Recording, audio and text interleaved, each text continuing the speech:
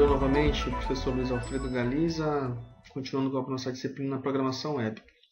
Bom, hoje, como nós vamos ver um tópico a respeito de UML, que é a linguagem de modelagem unificada, nós vamos aprender a como criar um novo modelo de entidade de relacionamento utilizando o programa MySQL Workbench.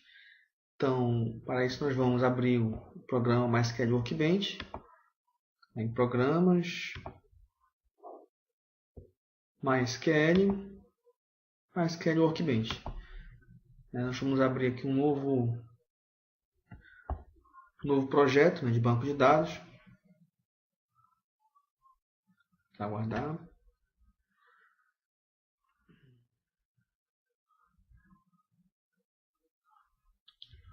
Ok, então nós começamos criando aqui um novo modelo de entidade de relacionamento, né?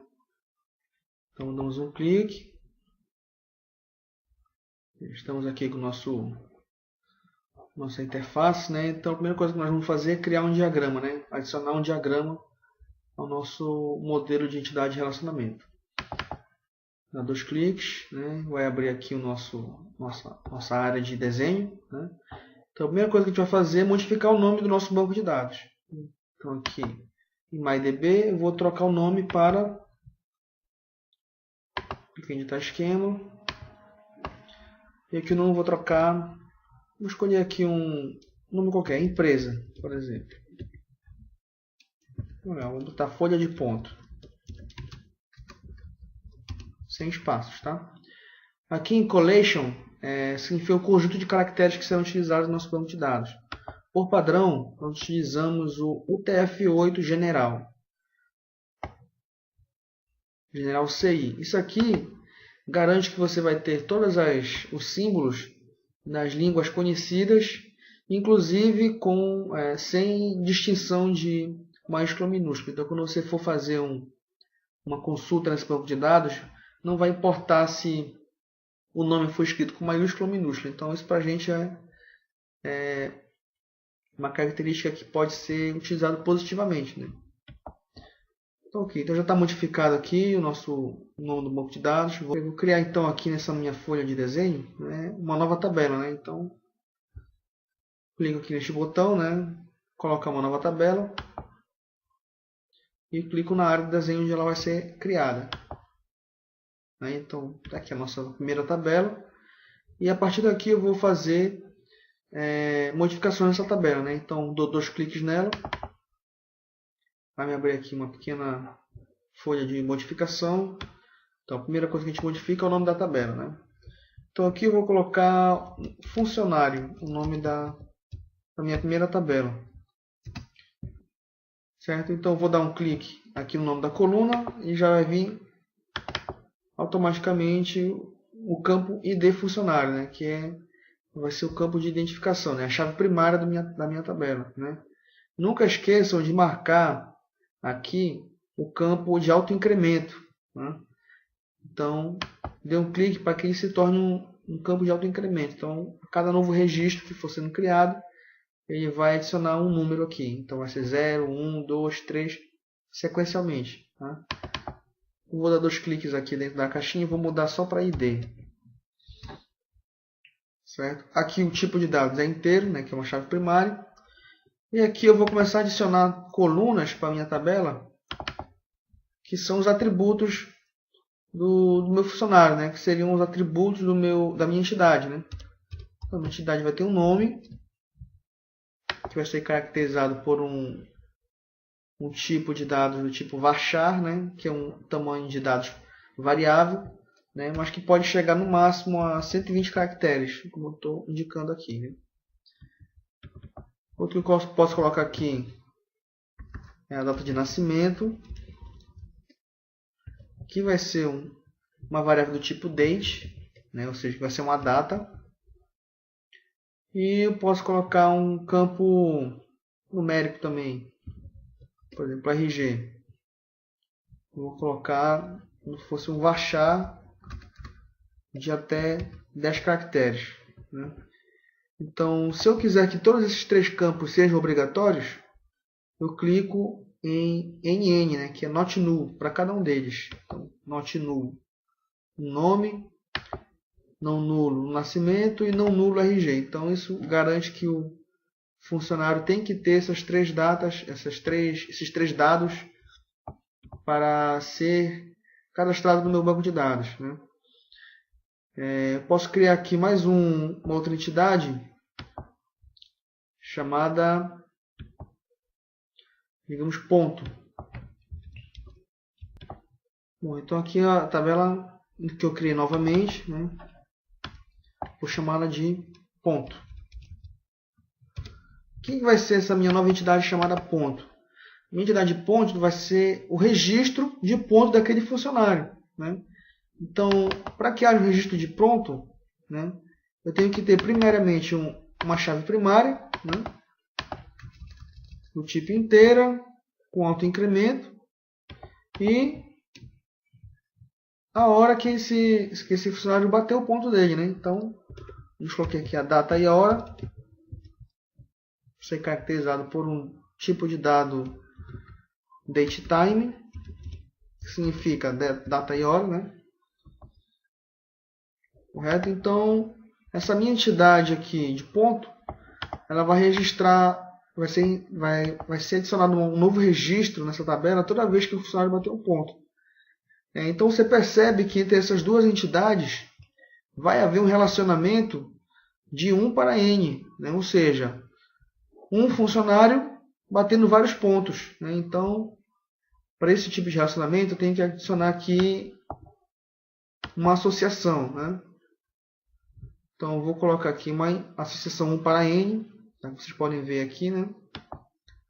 Então, você vai clicar primeiro na tabela que vai receber a chave estrangeira, no caso, vai receber o ID do funcionário que está batendo o ponto, e depois a tabela que vai referenciar esse meu registro, né? Então, no caso, eu vou dar um clique em ponto e depois em funcionário. Você vê que aqui embaixo foi criado um novo campo chamado funcionário ID, que corresponde ao funcionário que está batendo o ponto, né, nesse registro, né? Então você observe que aqui ficou um símbolo, né? Que esse símbolo aqui, esses dois símbolos aqui significam que para cada funcionário existem vários pontos, né? Então para cada um funcionário existem vários pontos, uma relação 1 para N, né? Então, com esse aqui você já criou um pequeno modelo já de entidade de relacionamentos, né? Eu posso criar outras entidades aqui dentro, por exemplo, o setor em que esse funcionário trabalha, né? Então, eu vou clicar novamente em nova tabela, né? Ou então, novo modelo, uma nova entidade, né? Vou dar 2 cliques nela e trocar o nome para setor. Aqui o nome da minha chave primária vai ser ID. Tipo autoincremento. Nunca esquecer esse autoincremento, certo? Para não ter problemas na hora de criar um novo registro. E aqui a descrição do setor, né? Vai ser do tipo varchar de até 60 posições. Certo? Não pode ser nulo também. Ok? Então, nós temos aqui um novo setor, né? E então, entre funcionário e setor, vai existir uma relação também de 1 para N, ou seja, cada setor vai ser composto por vários funcionários, né? Então, eu vou clicar aqui novamente nesse pequeno botãozinho aqui para mostrar o restante dos botões, né? Novamente aqui relação de 1 para N, né? Então, como eu havia feito com o ponto, né? Quem vai ser clicado primeiramente vai ser a tabela que vai receber a chave estrangeira. Nesse caso, funcionário é quem vai receber a chave estrangeira de setor, né? Ou seja, vai ser o funcionário que vai indicar em que setor ele trabalha, né? Então, eu vou clicar em funcionário e após isso em setor.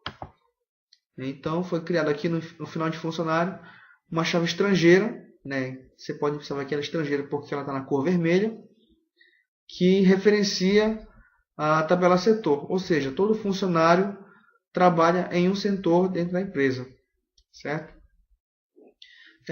Se eu quiser exportar esse meu modelo de entidade de relacionamento, né, para um formato de imagem, né, você vai vir aqui em arquivo, né, file, vai pedir para exportar e exportar como PNG. Então todo esse meu modelo que foi criado, eu vou escolher uma pasta e um nome para aí, né, para colocar imagens. Então aqui vou colocar o nome modelo de ponto, né? Vou mandar salvar. Então, meu modelo já está salvo, né? Se eu quiser verificar como é que ele ficou, vou abrir lá minha pasta, imagens e modelo de ponto.png, né? Então ele vai abrir, carregar aqui, então ficou somente mesmo as três tabelas, né? As três entidades que foram criadas para essa minha situação, né? Ok, agora vem a parte mais importante, né? Esse modelo de entidade de relacionamento, por enquanto, ele só está no projeto, né? Então ele não está implementado ainda num banco de dados. Para você fazer o sincronismo do modelo com o seu banco de dados, você vem aqui no menu Database, Synchronize Model, ou seja, você vai sincronizar o modelo, né, com o seu banco de dados. Aqui o nome do nosso host pode ser 127.0.0.1 ou localhost, qualquer um dos dois vão cair no mesmo lugar, né, que é nossa máquina local. Lembrando que o AMP Server tem que estar ligado, né, tem que haver esse sinal aqui verde, dizendo que meu banco de dados está sendo rodado, né. Você pode já utilizar uma conexão pré-determinada, né, eu tenho aqui localhost, já está toda salva com o mesmo parâmetro, né, 127.0.0.1. Pedir para prosseguir. Ele vai fazer a conexão com o banco de dados, ver que está tudo ok. Aqui ele vai pedir para eu escolher qual o esquema que eu quero que seja processado, né? Nesse caso, a folha de ponto que eu acabei de criar. Marco aqui a caixinha e avanço. Ele está verificando agora a diferença entre os dois, né? Entre o banco de dados e o meu esquema. E agora ele verificou que eu preciso realizar alteração em tudo, ou seja, ainda não foi criado folha de ponto no meu source, ou seja, no meu banco de dados está vazio.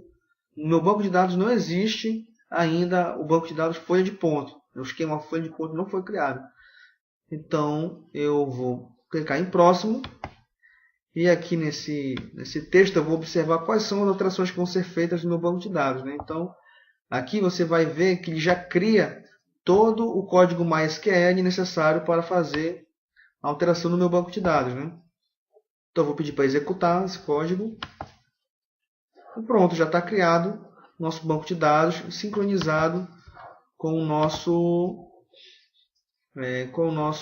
modelo que foi criado agora no nosso ambiente, né? Então, a partir de agora nós estamos já com o nosso banco sincronizado, ou seja, está gravado no SGBD, MySQL e no nosso modelo de entidade de relacionamento, né? Eu vou salvar esse arquivo, Save Model, né? Ctrl S, para que ele possa ser aberto por outras pessoas que também utilizam o MySQL Workbench, né? Então eu vou salvar e pronto, está salvo já na pasta que eu escolhi, né? No caso, imagens, né? Ok, pessoal, então este aqui é o arquivo que eu criei, né? Se eu quiser abrir duas vezes, eu dou um clique nele, ele vai já abrir diretamente e já vai cair já com o meu diagrama aberto, né? Então aqui está nosso diagrama criado anteriormente. Pessoal, essa é a nossa curta aula sobre como criar modelos no MySQL Workbench. Espero que todos tenham aproveitado. Bons estudos!